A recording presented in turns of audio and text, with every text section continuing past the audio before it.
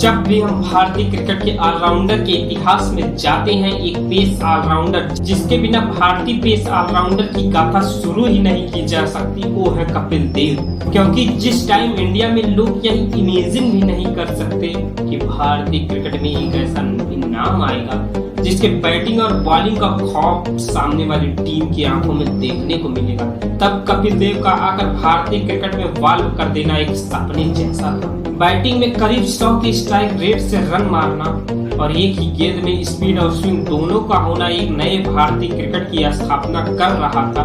और यह सफर काफी सालों तक चला, लेकिन कपिल देव के जाने के बाद वापस से अपने अगले पेस ऑलराउंडर की तलाश भारत करता रहा, पर यह तलाश दूर दूर तक पूरी नहीं हुई। जो भी आता या तो पूरी तरह से बैट्समैन बनकर रह जाता या तो बॉलर। जहां दूसरी टीमों में हर जनरेशन में यह भीड़ देखने को मिलती थी, वहीं भारत में ऐसे ऑलराउंडर का सूखा सा पड़ने लगा।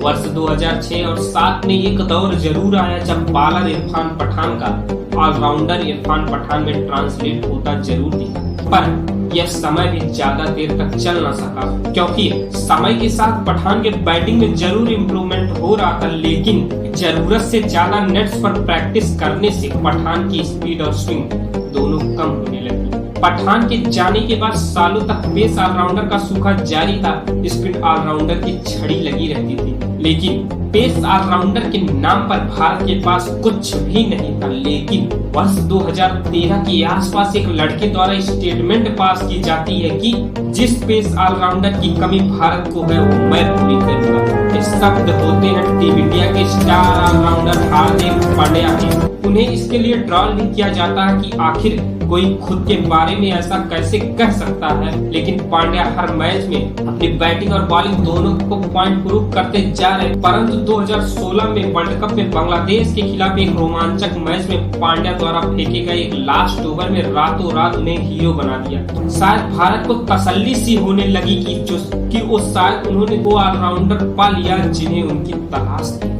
और यह सच भी था, क्योंकि पांड्या दोनों डिपार्ट में भारत के लिए कंट्रीब्यूट कर रहे थे, लेकिन एशिया कप में पाकिस्तान के खिलाफ चल रहे एक मैच में बॉल डालते वक्त एक बैक इंजरी ने वापस से उनकी ट्रेन को पटरी से उतार दिया। एक ऐसा वक्त आया कि ठीक से पांड्या चल भी नहीं पा रहे थे और इन्हीं सबके बीच वह अपने पिता को खो देते। और जब आईपीएल हुआ, वहाँ कुछ खास प्रदर्शन नहीं, फिर टीम इंडिया में सिलेक्शन और सिलेक्शन पर सवाल ही सवाल। कोई मीडिया से ट्रोल कर रहा था, कोई सोशल मीडिया से टैग कर रहा था, कोई अंबानी खाते का प्लेयर बता रहा था, कोई रोहित का करीबी कह रहा था। उसके फैंस भी अब उसके हेटर बन चुके थे, उसके सपोर्टर भी उसका मजाक बना रहे थे।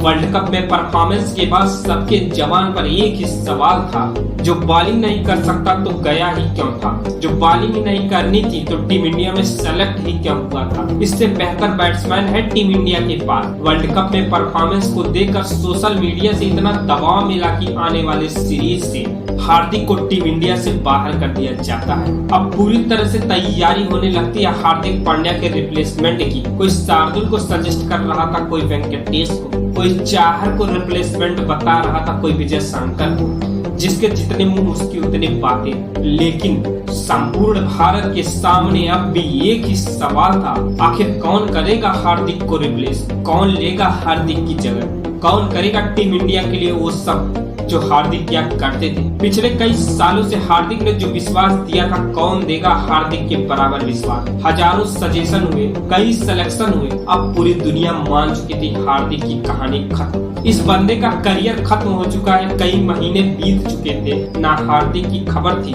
और ना ही किसी को हार्दिक के बारे में पता था। बड़े बड़े स्टार प्लेयर, लेकिन हार्दिक वहां। इंडियन क्रिकेट में एक ऐसा वक्त आया कि संपूर्ण भारत हार्दिक को भूल चुका था।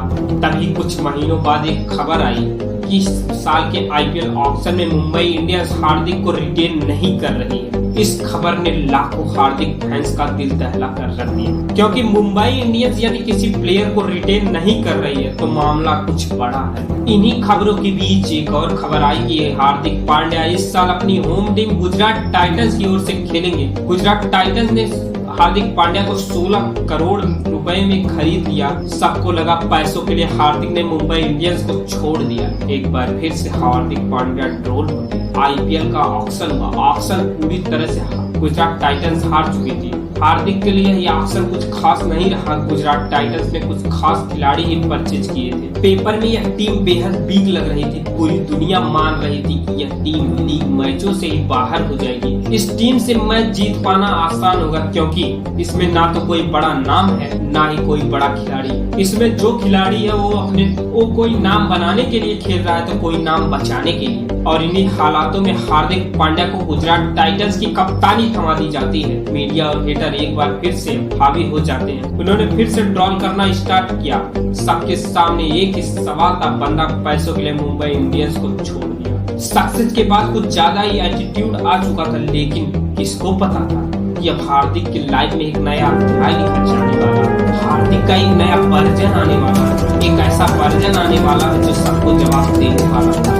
आईपीएल के पहले राउंड में हार्दिक ने ऑलराउंड परफॉर्मेंस दिया और पूरे सीजन में बेहतरीन परफॉर्मेंस ने उन लोगों का मुंह बंद किया जो गुजरात टाइटंस को कमजोर समझ रहे थे। और आईपीएल के 15 मैचों में हार्दिक पांड्या ने 44 की एवरेज 487 रन बनाए और साथ ही अपनी गेंदबाजी में 8 विकेट चुके। उनका यह प्रदर्शन उनके फैंस के लिए संजीवनी था। उसकी इस परफॉर्मेंस को देखकर जो लोग ट्रोल कर रहे थे, वही लोग हार्दिक को खुलकर सपोर्ट करने लगे।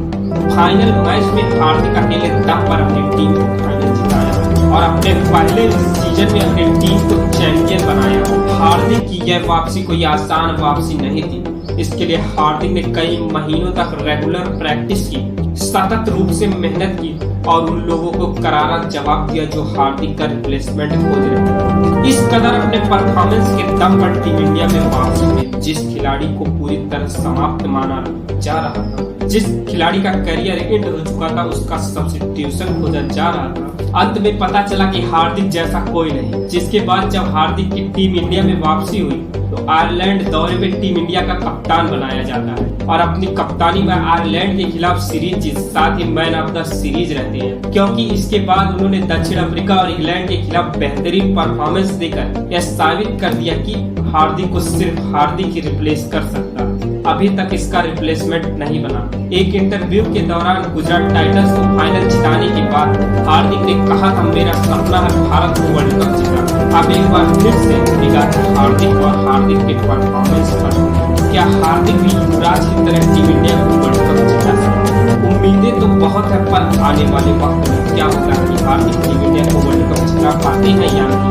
अभी तो पूरी दुनिया हार्दिक को एक्सपेक्टर मान रही है। पूरी दुनिया मान रही है हार्दिक चल गए तो अकेले दम पर टीम इंडिया को वर्ल्ड कप जिता सकते हैं। हम उम्मीद भी यही कर रहे हैं कि हार्दिक चले और वर्ल्ड कप हमारा हो। और आप इसी तरह की शानदार मैच स्टोरी, मैच डॉक्यूमेंट्री सुनना चाहते हमारे अंदाज में, तो हमारे चैनल क्रिकेट डॉक्यूमेंट्री को सब्सक्राइब कर ले। यहाँ इसी प्रकार की मैच स्टोरी, मैच डॉक्यूमेंट्री आती रहेंगी। मिलते हैं अगले वीडियो में, तब तक के लिए धन्यवाद।